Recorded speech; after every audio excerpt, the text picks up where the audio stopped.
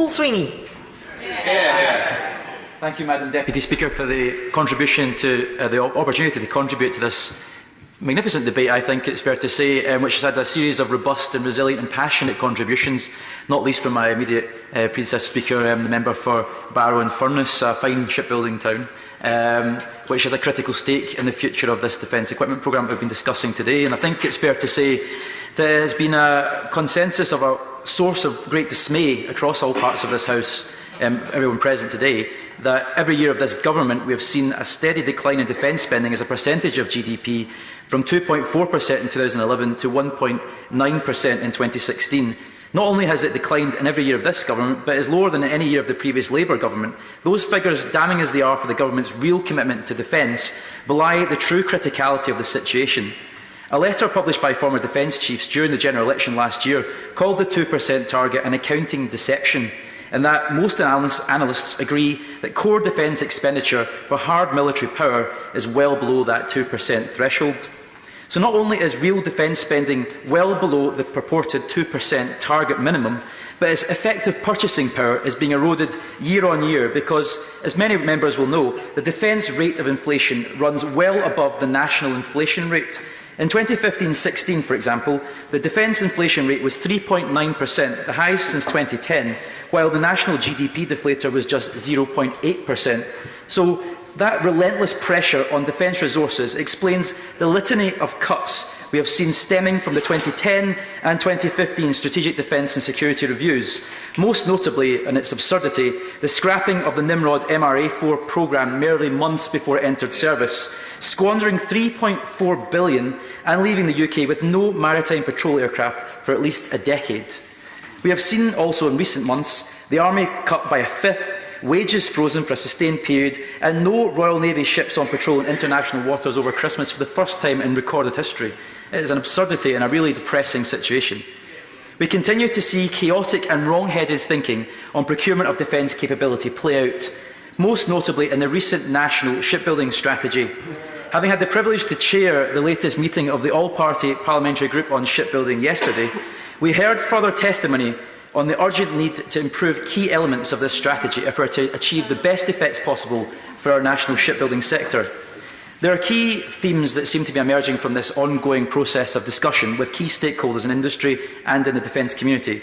It must both define and outline measures to safeguard key industrial capabilities. It's quite breathtaking that the National Shipbuilding Strategy has taken no steps to define the minimum sovereign capabilities we need to sustain as a nation in the shipbuilding industry, and has taken no efforts to prescribe how we achieve and sustain those capabilities. It must also commit to investment that will ensure that those key industrial capabilities, once defined, are modernised to be world-class. That was the case in the previous defence industrial strategy that was created by the Labour government in 2005, which designated that the Clyde shipbuilding industry would be the key deliverer of the nation's complex warships, and prescribed a solution that would allow that industry to become world-class by developing what was called a frigate factory, or a modern dock call facility that would deliver an integrated, consolidated site that would achieve the efficiencies necessary to deliver the defence capability for the Navy at an effective value for money cost. We also recognise, as a result of this process, that a distributed block build strategy, as defined by the National Shipbuilding Strategy, is not suitable for frigates such as the Type 31E, as it will actually drive up unit costs to manufacture, and they will be best built in that, as I described, consolidated world-class facility, where it will benefit from learning curves and efficiency from integrated production. It must also recognise clearly that there is a huge opportunity for that distributed block build strategy in the next tranche of Royal Fleet auxiliary ships to be procured, the 3 solid fleet support vessels, which have a displacement of 40,000 tonnes, which have a scale suitable for a distributed block build strategy, because no one site in the UK would be capable of building that ship alone. So that is the key opportunity to use that distributed block build strategy to sustain shipbuilding capacity across all the multiple sites in the UK and maintain the resilience of the defence supply chain. That is why I would like to insist that the Minister consider applying the TFEU Article 346 protection in the case of the new solid fleet support ships, to ensure that it is a UK-only competition to build those new complex Royal Fleet auxiliary ships. I'm happy to give way. for the Honourable Gentleman for giving way. I'm very interested in what he says because I have the same problem. And would he not agree that as well as having shipbuilding as a core and strategic industry, we need radar, we need to keep that radar capacity in my constituency and others as well. And we need radar demonstrators to make sure that we continue the development of radar in this country for those ships for the next 50 years. Thank you.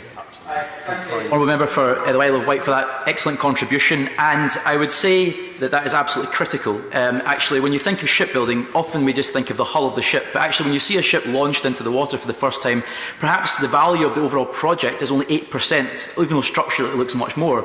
And actually the real value is the ship as a platform for multiple other high-value defence capabilities, such as the radars, the Samson radar, a good example, the multifunction radar, which is manufactured on the Isle of Wight, which constitutes a large share of the overall Type 45 programme cost. And that is where we ought to have that pipeline of capability, not just in the front-end shipbuilding capability, but also in the second-tier and third-tier supply chain. And actually, indeed, considering that RFA capability and using that opportunity to pump prime our national shipbuilding capability. By the latest figures compiled by the Fraser Allender Institute at Strathclyde University, shipbuilding on the Clyde alone contributed £231 million a year to GDP in the UK, but also critically, it generates a multiplier of £366 million a year in addition across the wider supply chain for defence in the UK, and that would include the Honourable Member's facility on the Isle of Wight. And that is why it is such a critical opportunity by using the National Shipbuilding Strategy to involve that wider supply chain to ensure that we maximise the value to the UK economy. We discussed yesterday in the all-party parliamentary group that although we gave the contract for the latest fleet support tankers to DSME Daewoo Shipbuilding in South Korea, actually the cost to build those ships in Korea was equivalent to how much it would cost to build in the UK, but the price that the Koreans offered was considerably lower than a UK shipbuilder could offer alone.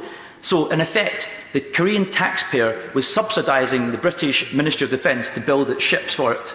We have to ask the question, why on earth would they do that if they didn't recognise that it was a major industrial opportunity for them in doing so?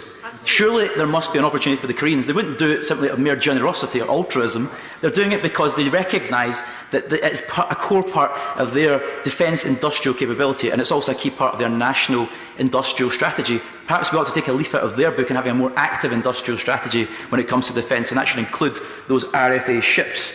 We also have come across a further issue in the National Shipbuilding Strategy, and that is of the financing, in particular of complex warships.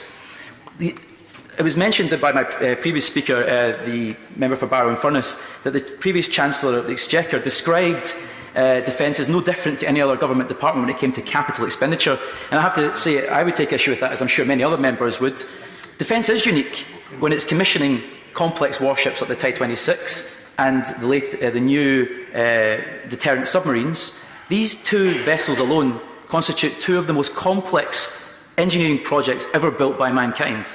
They're huge national programmes, generational programmes, and the idea that they ought to be constrained by in-year spend profiles is absurd, because that actually militates against the efficiency of those programmes. They're not managed in the same way that, say, for example, the Olympic Games was managed, the HS2 programme has been managed, or the Crossrail programme, or any other large-scale infrastructure project. They're arbitrarily constrained by Treasury limits on annual spending, and that is something that has to be critically altered and changed as a cultural thing in the UK if we're to achieve the best possible opportunity for defence in the future. That's something that has to be tackled on a cross-party basis. A good example is, when we were looking at, when I previously worked at BAE Systems, innovations for the Type 26 programme, which included changing to spray-on insulation, using LEDs, and using adhesives for non-structural welds. And all of these changes and innovations for the product were constrained because the Minister of Defence wasn't willing to adapt and innovate and apply new standards to shipbuild programmes. And that demonstrates that it's actually the customer that is so sclerotic in its approach to innovating in new programmes that drives cost into the project and also militates against innovations that would save cost in the long term. So by having those short-term constraints, it casts a huge shadow through the life of the programme, building in an overall cost. And that is why we've often seen programmes like the Type 45, which was originally meant to be 12 ships, cut to 8, and then finally 6 ships built. That is why we see that attrition happen, because there's a bias of optimism at the start, annual constraints on spend, and a structural rigidity built into the programme that fails to adapt as it goes forward and innovate with new products as new technologies emerge. Also, it insists on arbitrary competition in the supply chain when actually long-standing relationships can be established in the supply chain with, for example, gearbox manufacturers or engine builders, which ensures that there's a commonality of approach and an adaptability with a long-term relationship with suppliers that would enable the ships to be built more efficiently. Having a year-zero approach at every programme duplicates cost and adds complexity which could easily be avoided. And these are all issues that we ought to change. There's a huge opportunity. We've seen the bigger picture. The root cause is this relentless decline in defence spending as a share of GDP. I believe the Chair of the Defence Select Committee mentioned that it's in fact halved as an overall percentage of national wealth in the last 2 decades or so since the end of the Cold War. That is at the end of the day the root cause. But we can certainly mitigate in the meantime by more efficiently managing the ever meagre resources we do receive, by ensuring that we effectively manage our defence equipment programme in a more resilient and innovative way. And hopefully I presented some practical opportunities to improve the national shipbuilding strategy that could assist in ensuring that we achieve a future fleet of the scale and capability that we need to sustain British military power around the world in the coming decades. And I look forward to the Minister offering his view on that. Thank you very much.